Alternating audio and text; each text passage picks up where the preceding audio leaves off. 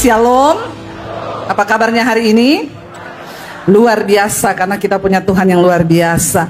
Iya, saya percaya Bapak Ibu bahwa kita ketemu lagi ya. Ini jadwalnya ini agak yang lalu masih di GSJS, sekarang sudah di GSJS lagi. Semoga saudara tidak bosan ya. Karena yang lalu itu ada kesalahan jadwal sih sebenarnya. Yang kali ini sebenarnya saya mau batalin ya. Tapi kata Pak Michael, jangan Bu ya, karena jemaat merindukan Ibu ada di sini. Amin. Iya, puji Tuhan. Jadi Bapak Ibu, hari ini kita akan sama-sama belajar firman Tuhan yang saya percaya ini adalah satu yang Tuhan taruh di hati saya. Karena semua orang itu menginginkan keberuntungan di dalam hidupnya. Semua orang itu, bahkan banyak orang Kristen datang ke gereja supaya hidupnya itu beruntung. Kalau sudah datang ke gereja untuk beruntung, bertobat. Ya. Apalagi kemarin Imlek ya, yang sudah merayakan, yang sudah dapat angpau berapa banyak? Yang belum ya? Oh belum ya, nanti minta sama mama atau omnya ya, jangan minta sama saya saudara. Jadi saudara, banyak orang menginginkan, oh kita ini beruntung. Kalau Imlek itu bahkan banyak kepercayaan, jangan nyapu rumah, lalu menyalakan petasan supaya ada keberuntungan datang. Tapi hari ini kita mau belajar dari firman Tuhan, karena sebenarnya juga rancangan Tuhan buat kita itu keberhasilan dan keberuntungan. Ya, dan Tuhan berkata kita itu bukan hanya berhasil tapi juga beruntung. Karena tidak semua orang yang berhasil itu beruntung. Ya. Banyak orang itu bilang gini, saya tuh ya Bu, toko saya tuh rame loh, tiap hari rame. Tapi waktu hitung-hitungan untung, kok nggak ada untungnya waktu saya hitung. Tapi tiap hari rame loh. Ya, kelihatannya berhasil, tapi kok nggak ada untungnya. Ada saudara yang mengalami begitu? Ada yang bilang, iya saya tuh juga berhasil loh, saya tuh udah pendidikan lulus S1, S2, S3, S21 kayak Samsung, S22, S23. Tapi kok kayaknya hidup saya tuh nggak ada beruntungnya ya. Tapi orang menilai saya tuh berhasil. Nah hari ini apa yang salah saudara? Mungkin ada sesuatu dan kita akan belajar dari firman Tuhan. Bagaimana supaya kita bisa mengalami rancangan keberhasilan dan keberuntungan. Baca bersama Yosua pasal yang pertama ayat 7 dan ayat yang ke-8 yuk. Kalau Tuhan memberikan janji, maka Dia juga memberi petunjuk supaya kita bisa mengikuti petunjuknya dan kita bisa mengalami semua janji Tuhan itu. Amin. Kita lihat Yosua 1 ayat 7 dan ayat yang ke-8. Firman Tuhan berkata di sana, baca sama-sama 1, 2, 3. Hanya kuatkan dan teguhkanlah hatimu dengan sungguh-sungguh, bertindaklah hati-hati sesuai dengan seluruh hukum yang telah diperintahkan kepadamu oleh hambaku Musa. Janganlah menyimpang ke kanan atau ke kiri, supaya engkau beruntung kemanapun engkau pergi. Yang ke-8 dikatakan di sana, janganlah engkau lupa memperkatakan kitab Taurat ini, tetapi renungkanlah itu siang dan malam, supaya engkau bertindak hati-hati sesuai dengan segala yang tertulis di dalamnya. Sebab dengan demikian perjalananmu akan berhasil dan engkau akan beruntung. Amin saudara. Yosua ketika Musa mati, dan mau atau tidak mau Tuhan tunjuk Yosua untuk meneruskan tugas Musa membawa bangsa itu keluar dari perbudakan di Mesir dan masuk kepada tanah perjanjian yang sudah Tuhan berikan. Tujuan daripada Tuhan membawa mereka keluar dari perbudakan di Mesir menuju ke tanah perjanjian supaya apa saudara? Supaya hidup mereka itu lebih berbahagia, supaya mereka itu melihat semua janji Tuhan, supaya mereka melihat pemeliharaan Tuhan, supaya mereka melihat penyertaan Tuhan. Dan ketika Tuhan memilih Yosua, ya itu Tuhan nggak biarkan dia berjalan tanpa petunjuk. Ada satu petunjuk yang Tuhan beri agar Yosua berhasil dalam tugas yang diberikan. Dan kalau Tuhan yang memberi petunjuk, menurut saudara kira-kira itu gagal atau berhasil? Pasti berhasil. Tidak mudah menggantikan Musa saudara. Kenapa Musa dipilih Tuhan? Saya belajar di Alkitab, Musa tuh dipilih Tuhan karena Musa itu seorang yang lemah lembut. Tidak ada seorang pun di muka bumi ini yang lemah lembutnya itu sama seperti Musa. Musa tuh tidak bisa marah. Ada kemungkinan dia adalah keturunan orang Solo. Ya, tidak bisa marah saudara. Lemah lembut, mirip-mirip suami saya. Ya, suami saya itu kalau mau marah, izin dulu, aku boleh marah enggak? Saudara pernah dapatkan orang yang seperti itu? Mau marah, izin, aku boleh marah enggak? Saya bilang kalau mau marah, marah aja, enggak usah permisi. Ya, itu Musa. Tapi satu kali Alkitab berkata, Musa sempat emosi. Karena bahwa bangsa ini yang keras kepala, tegar tengkuk, enggak mau dengar. Lalu satu saat ketika mereka bersungut-sungut, bahkan mereka menuduh Musa, gara-gara kamu ini, kamu sengaja membawa kami dari Mesir untuk mati di padang gurun ini. Enggak ada air yang bisa kami minum. Lalu pada waktu itu Tuhan berfirman kepada Musa, ambil tongkatmu, lalu arahkan ke gunung batu dan perintahkan agar gunung itu mengeluarkan air. Musa emosi karena dia wong solo, dia nggak bisa marah sama mereka, saudara. Dia marah sama gunung batu itu. Tuhan cuma suruh tunjukkan, dia pukul. Kalau Musa orang Sulawesi, pasti itu tongkat melayang di kepalanya bangsa Israel. Cuma karena dia orang Solo. Dan itu adalah sebuah kesalahan fatal yang dilakukan oleh Musa.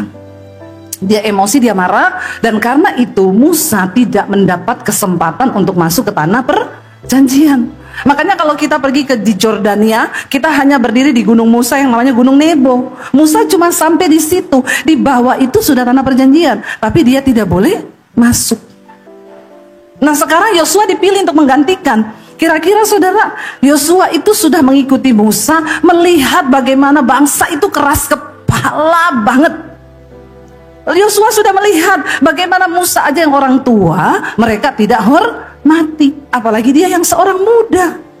Tapi waktu Tuhan pilih, Tuhan kasih dia petunjuk agar berhasil di dalam melakukan segala tugas yang Tuhan berikan. Seperti yang saya sampaikan lalu, dalam hidup kita sebagai orang percaya, Tuhan punya tanah perjanjian buat kita masing-masing, katakan.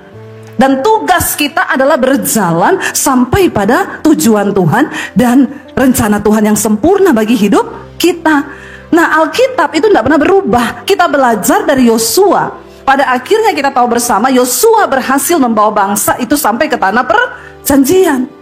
Nah, hari ini mari kita ikuti apa yang menjadi petunjuk Tuhan bagi Yosua. Kita imani itu juga menjadi petunjuk Tuhan buat kita hari ini. Amin, saudara. Dikatakan di sana tadi, hanya kuatkan dan teguhkanlah hatimu dan dengan sungguh-sungguh bertindaklah hati-hati sesuai dengan semua hukum yang telah diajarkan oleh Musa hambaku. Karena dengan berbuat demikian, engkau akan beruntung kemanapun engkau pergi. Waktu kita menjadi orang yang taat, meneguhkan hati untuk terus berjalan dalam firman Tuhan. Ayat ini berkata, kemanapun kita pergi, kita ini menjadi orang yang beruntung. Bukan soal tempatnya, saudara. Ada orang yang bilang, mungkin saya nggak cocok di sini ya, ibu ya. Nggak. Waktu kau menjadi orang yang melakukan firman Tuhan, dimanapun kau pergi, engkau menjadi orang yang beruntung. Jadi bukan soal rumahmu tusuk sate, amin. Ada orang-orang yang tidak percaya loh, itu karena rumahnya tusuk sate. Saya selalu bilang ini, saudara, kalau beli rumah itu cari yang tusuk sate, apalagi yang banyak setan. Itu pasti murah. Iya. Waktu saya mau beli rumah saya di Jakarta, saya tanya beberapa bank, saya mau ambil KPR, rumahnya di sini. Bank survei, nggak bisa bu, kenapa? Tusuk sate. Saya bilang, kenapa juga bang ikut-ikutan nggak percaya tusuk sate? Bukan begini bu, karena kalau ibu nggak bisa bayar cicilan, ini kan disita bank. Kami jual rumah tusuk sate itu jarang laku. Jadi kita juga nggak mau beresiko. Ya, saya waktu itu bingung, saudara. Kenapa ya? Kalau buat saya itu, saya percaya yang diberkati Tuhan bukan rumahnya, tapi orangnya. Ya, jadi saya bilang sama bang, gue tunjukin rumah tusuk sate. Yang penting tanya satenya apa dulu, sate babi atau sate kambing. Itu menurut saya. Jadi bahkan waktu saya mau beli rumah itu, security-nya saya tanya, Pak ini rumah ini ya? Itu rumah nggak laku-laku bu. Kenapa? Ada setannya. Ibu yakin mau beli? Yakin Pak. Ibu berani tinggal situ? Berani. Nanti setannya saya usir, pindah di pos satpam. Satpamnya bilang, astagfirullah ibu. Jangan takut Pak, saya bilang. Setan itu tidak berani tinggal satu rumah dengan orang yang beriman. Setan nggak doyan tinggal satu rumah dengan orang yang rajin melakukan firman. Ya, kalau ada setan tinggal di rumahmu, ya cuma satu saja. Mungkin kau temennya. Itu aja. Ya karena kalau kita beda roh, mana mau setan mau sama orang beda server. Setan bilang ini nggak satu aliran ya sama kita, nggak betah saya tinggal. Saya tiap hari maunya dia marah-marah, dia suka cita, amin. Mengerti nggak saudara? Kalau ada orang Kristen yang tiap hari lihat setan, dengar suaranya setan, itu saya yakin tuh temennya setan. Bukan soal rumahnya, bukan soal tempatnya. Waktu kau menjadi orang yang berkata, aku akan teguhkan dan kuatkan hatiku untuk taat melakukan semua hukum Tuhan, maka dimanapun engkau pergi, engkau akan mengalami rancangan keberuntungan. Tepuk tangan buat Tuhan, saudara.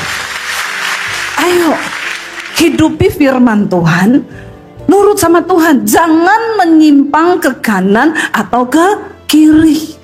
Memang banyak tawaran dunia, saudara, yang rasanya ingin membuat kita ini menyimpang ke kanan atau ke kiri, melakukan ini atau itu. Ini kayaknya menggiurkan. Kalau aku ambil ini bisa dapat duit ini. Tapi kalau itu bukan dari Tuhan, kau tidak akan beruntung hidupmu, saudara. Mungkin hari ini kau dapat uang banyak, tapi tiba-tiba anakmu sakit. Kau dapat 500 juta, anakmu berobat 1M. Ombok. Tidak semua orang yang kelihatan berhasil itu beruntung.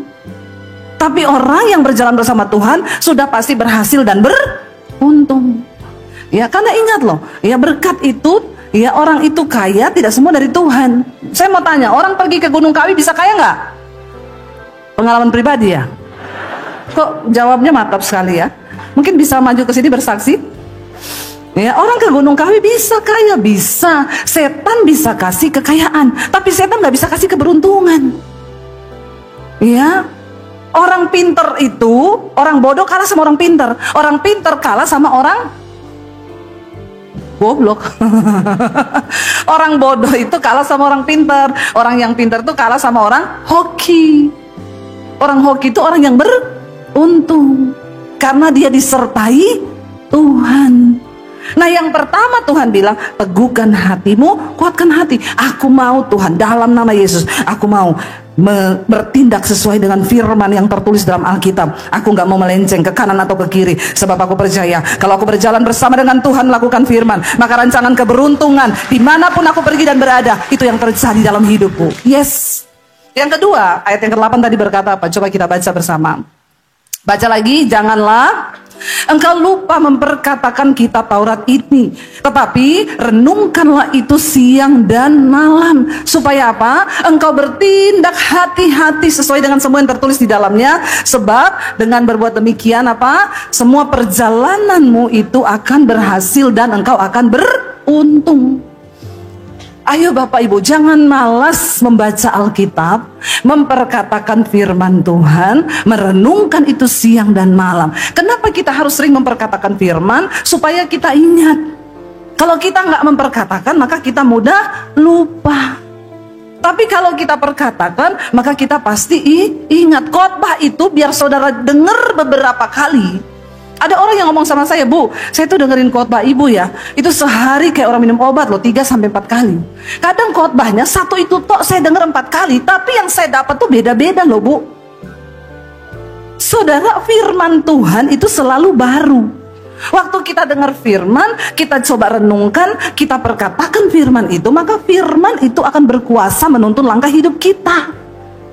Contoh, waktu kau sudah mau marah, mau emosi, kau perkatakan pada dirimu, firman Tuhan berkata, jangan marah, tinggalkanlah panas hati itu, karena amarah mengerjakan sesuatu yang tidak berkenan kepada Tuhan. Dengar ya, saya tidak boleh marah, karena kalau saya marah berarti saya ini melanggar firman Tuhan. Ya kayak orang kalau ikut setan itu kan ada mantra-mantra.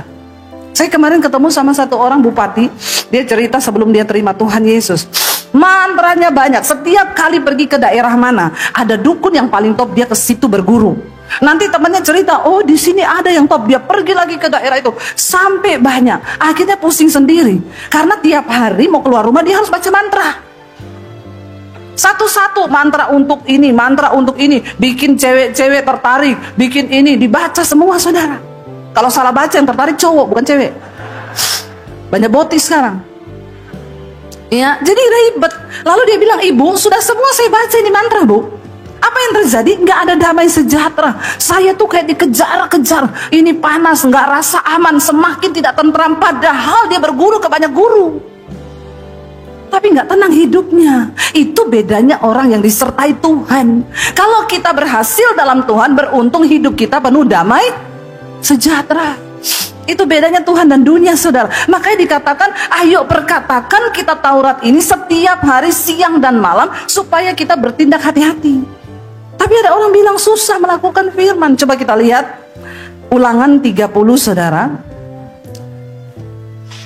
Siapa yang bilang susah untuk melakukan firman? Baca bersama Ulangan 30. Kita lihat ayat yang ke-11 sampai ayat 16. Baca bersama saudara, 1, 2, 3. Sebab perintah ini yang kusampaikan kepadamu pada hari ini tidaklah terlalu sukar bagimu dan tidak terlalu jauh. Perkatakan dulu, melakukan firman Tuhan itu tidak sukar. Jangan bilang susah. Melakukan firman itu susah. Kalau Tuhan tahu susah, Tuhan tidak akan kasih kita perintah itu, saudara. Melakukan firman Tuhan itu gampang dan sangat mudah, asal kau menetapkan hatimu dulu untuk bertobat. Amin. Dikatakan di situ, firman Tuhan, sebab perintah yang kusampaikan padamu pada hari ini tidaklah terlalu sukar bagimu dan tidak pula terlalu jauh. Ayat yang berikutnya berkata di sana apa? Tidak di langit tempatnya, sehingga engkau berkata, siapakah yang akan naik ke langit untuk mengambilnya bagi kita dan memperdengarkannya kepada kita supaya kita melakukannya. Firman itu dekat, tidak di atas langit sana yang tidak engkau bisa jangkau. Firman itu dekat. Alkitab itu loh yang ada di tanganmu hari ini, itu perintah Tuhan. Amin. Itu nggak di langit. Itu gampang sekali ketika saudara mau, tinggal ambil, baca, aku mau melakukannya Tuhan. Tidak di langit tempatnya, sehingga engkau berkata, siapa yang akan naik dan mengambilnya dan bacakan bagi kami supaya kami melakukannya. Yang berikutnya dikatakan apa? Tidak di mana? Juga tidak di seberang laut tempatnya, sehingga apa? Engkau berkata, siapakah yang akan menyeberang ya ke seberang laut untuk apa? Untuk mengambilnya bagi kita dan memperdengarkannya kepada kita supaya kita melakukannya. Sekarang ini udah ada YouTube kalau saudara mau dengar khotbah. Dulu waktu saya bertobat nggak ada YouTube, saudara. Lebih parah lagi, susah bagi saya karena saya nggak boleh baca Alkitab. Kalau ketahuan saya bisa dibantai sama papi saya. Waktu itu saya nggak bisa sembarangan. Itu rasanya firman itu jauh, saudara. Saya kalau baca harus masuk ke toilet tengah malam, sembunyi-sembunyi saya baca Alkitab sambil bercucuran air mata karena takut ketahuan. Saya baca satu demi satu, ada suara pintu cerduk, cepet-cepet saya sembunyi itu Alkitab, saya mau taruh di mana. Setiap hari itu Alkitab pindah tempat. Tapi waktu saya baca, saya renungkan dan saya taruh di hati, firman itu berbuah dan melakukan sesuatu yang mujizat ajaib dalam hidup saya. Hidup saya diubahkan. Bahkan sampai hari ini saya melihat Tuhan membuat perjalananku berhasil dan beruntung. Dan itu semua karena firman Tuhan yang berkuasa. Tidak jauh dari hidup kita. Engkau orang Kristen hari ini gak susah, tinggal buka YouTube, dengar khotbah, tinggal pilih di sana. Ya, ada channelnya GSJS, ada channelnya Debbie Basir TV. Jangan lupa subscribe dan share juga. Saudara tinggal ambil buku Alkitab, saudara baca itu firman. Tapi ya itu masalahnya, bagaimana mungkin membaca saja aku sulit. Kita ini tidak mau dengar, kita nggak mau pahami, kita nggak mau mengerti, kita nggak mau ikuti, kita nggak mau lakukan. Tidak jauh, saudara, tidak di seberang laut, sehingga engkau berkata, siapa yang mau menyeberang untuk ambilkan itu dan bacakan bagi kami supaya kami bisa lakukan. Lalu ayat yang berikutnya dikatakan apa di sana? Ya, ayat yang ke-14. Tetapi firman ini apa? Sangat dekat kepadamu. Ya, ini di mana? Di dalam mulutmu dan di dalam hatimu untuk apa? Dilakukan. Karena firman Tuhan berkata, Allah itu berkata begini, sesungguhnya Allah itu menuliskan hukum-hukumnya di dalam hati manusia. Jadi sebenarnya dalam hati kita itu sudah ada hukum Tuhan. Saudara nggak usah tanya mencuri itu dosa atau tidak, hatimu menjawab itu dosa. Kau berantem dengan istri, nggak omongan, sebenarnya hatimu ngomong itu dosa. Kau tahu mana hukum Tuhan yang benar, kau tahu mana yang bukan hukum Tuhan. Kenapa? Karena firman itu sudah ditulis Tuhan di dalam lubuk hati manusia. Karena itu mau penjahat sejahat apapun, kalau ditanya bunuh itu dosa nggak? Dia bilang dosa. Mencuri itu dosa nggak? Dosa. Dia tahu, semua manusia tahu mana hukum Tuhan, mana kebenaran, mana dosa. Tidak jauh firman itu ada di dalam hatimu dan ada di mulutmu untuk kau lakukan. Pertanyaannya, kita mau nggak menjadi pelaku firman?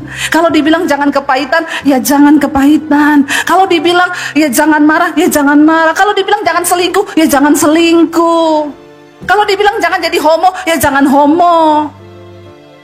Kalau dibilang jangan lesbi, ya jangan lesbi. Kalau dibilang jangan kepahitan, ya jangan kepahitan. Jangan pelit, ya jangan pelit. Amin. Tapi sulit bagi orang-orang ini melakukan ini, sulit.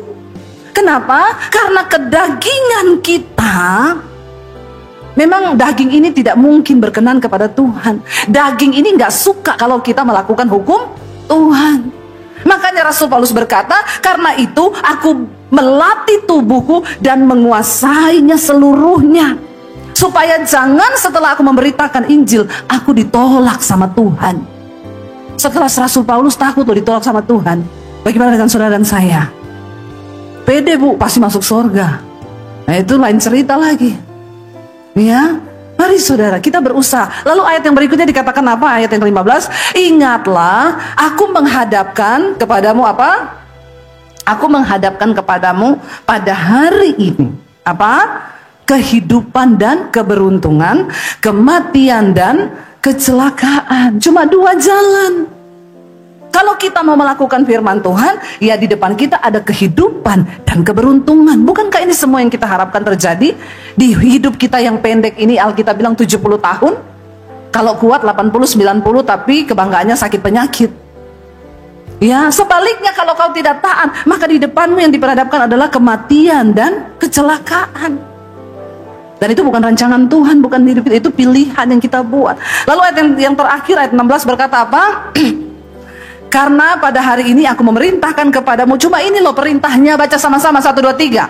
Untuk mengasihi Tuhan Allahmu dengan hidup menurut jalan yang ditunjukkannya dan berpegang pada perintah, ketetapan dan peraturannya, supaya apa? Engkau hidup dan bertambah banyak dan diberkati oleh Tuhan Allahmu di negeri kemana engkau masuk dan mendudukinya. Cuma itu permintaan Tuhan. Pada hari ini, ayo kasihi Tuhan Allahmu dengan cara apa? Hidup menurut jalan yang diperintahkan dan berpegang kepada segala perintah, ketetapan dan peraturan yang sudah Tuhan buat. Untuk apa kita jadi Kristen kalau kita nggak berpegang pada firman Tuhan? Kalau kita tidak melakukan perintahnya, maka percuma. Udah dibilang jangan musuhan, sesama ipar, berdamai, tetap aja musuhan. Kepahitan sama ipar, sama mertua kepahitan, sama mantu kepahitan. Hidup yang seperti apa yang mau Tuhan berkati dari hidup kita ini? Kita belajar Bapak Ibu untuk terus ya melangkah bersama dengan Tuhan. Yuk, hidup ini singkat. Kita nggak tahu hidup ini ke depan mau seperti apa. Tapi yuk setidaknya apa yang Tuhan suruh lakukan, amin. Lalu saya pengen kita baca yuk. Apalagi yang bisa menghalangi kita mengalami keberuntungan? Amsal 28 ayat 13. Baca sama-sama. Amsal 28 ayat 13, 1, 2, 3. Siapa menyembunyikan pelanggarannya tidak akan beruntung, tetapi siapa mengakuinya dan meninggalkannya akan disayangi. Amin. Kalau orang itu menyembunyikan dosa, hidupnya tidak mungkin beruntung. Biar engkau mau putar kepala jadi kaki, kaki jadi kepala, siang jadi malam, malam jadi siang. Kalau ada dosa yang kau tutupi dan kau sembunyikan, maka hidupmu tidak akan beruntung Bapak Ibu.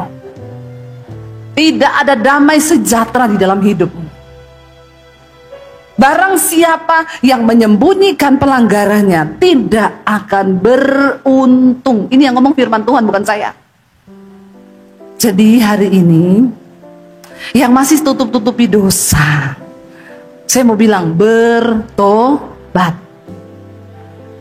Kemarin di Jakarta ketangkap 56 orang. Cowok-cowok bikin pesta di satu kamar hotel. Saya tuh gak bisa bayangkan ya, Satu kamar 59 laki-laki melakukan pesta seks. Saudara bisa bayangkan tuh cumi-cumi, gurita, kepiting semua di situ. Heran. Dosa itu semakin membabi buta menguasai manusia. Kemarin waktu di Thailand disahkan pernikahan sejenis, nikah semua itu. Saya berdoa di tempat ini, jangan ada boti-boti loh. Jangan ada homo. Kalau kau tahu kau punya kekurangan itu, datang di kaki Tuhan berdoa. Jangan malah diumbar hawa nafsu itu. Yang saya kaget waktu saya lihat videonya itu beredar, itu mereka tampangnya bukan tampang-tampang tulang lunak loh. Itu kayaknya semua tulang-tulang ayam kampung ya kemarin tuh. Maksudnya gagah, berotot gitu, nggak ada kelihatan cowok-cowok banci atau apa. Dan bahkan benar setelah diberita, ada yang udah menikah, punya istri, punya anak 2. Tapi mereka hidup di dalam dosa seperti itu dan tidak merasa tertuduh. Ini memang Sodom dan Gomora ini mau terjadi. Kita ini harus bertobat supaya kita bisa berdoa bagi bangsa ini loh saudara. Kenapa itu bisa terus terjadi? Kau tidak bisa menguasai dagingmu. Rasul Paulus bilang, latih tubuhmu, dekatkan dirimu dengan Tuhan. Ibadah, puasa, biar dagingmu itu mati, amin. Nah ini daging dipupuk. Ya, anak-anak muda dengan bebasnya melakukan dosa. Tuh ketangkep di Jakarta berapa waktu lalu, naik klub yang terbakar. Lalu ada anak muda yang share saudara sama teman-temannya, guys ngeri ya, waktu lihat mereka punya video itu teriak, gila gue mau mati, gila ini asap semua, gue mau mati, gak ada yang ingat Tuhan. Lalu anak muda itu bahas di satu grup mereka orang-orang Kristen. Lalu dia tanya, terus apa hikmahnya nih dari semua yang sudah kita lihat ini?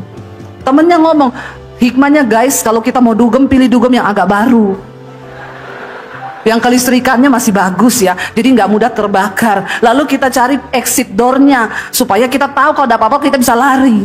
Orang kok nggak ada takutnya akan Tuhan ya? Iya, kalau exit door bisa jadi kau pilih. Kalau sudah api kau mati itu jadi pintu kematianmu. Kita nggak pernah tahu kita akan mati di mana loh Bapak Ibu. Karena itu jaga hidupmu kudus di hadapan Tuhan, amin. Kalau mereka tahu malam itu mereka akan mati di nightclub itu, apakah mereka akan pergi ke sana? Mereka nggak akan pergi, tapi dagingnya itu membawa mereka ke sana.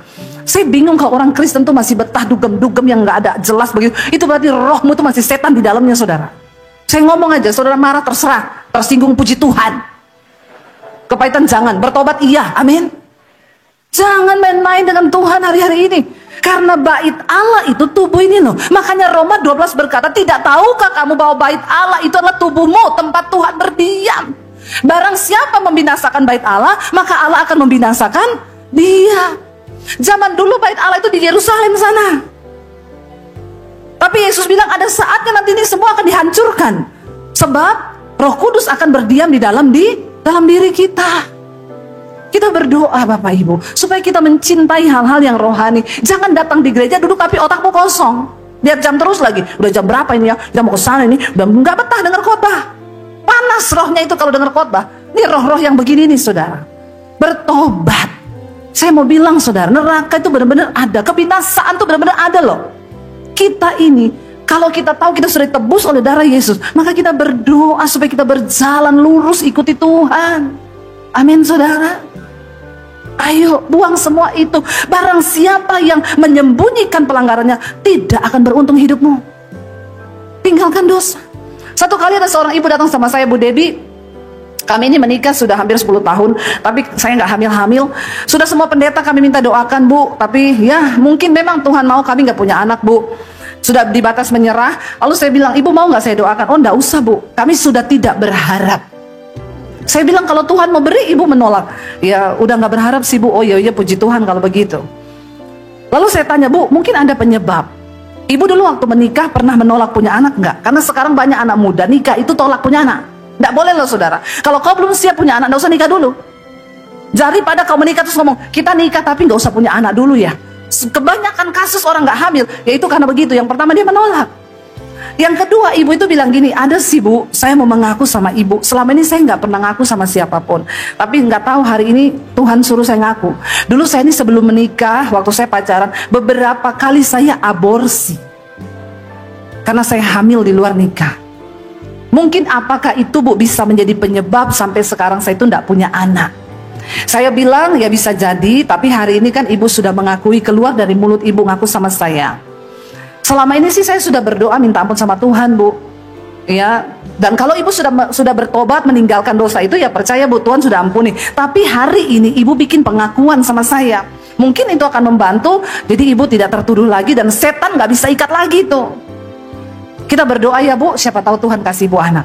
Saya berdoa, saya tumpang tangan perutnya saudara. Berapa bulan kemudian dia ya saya, Bu Debbie, terima kasih, saya sekarang hamil.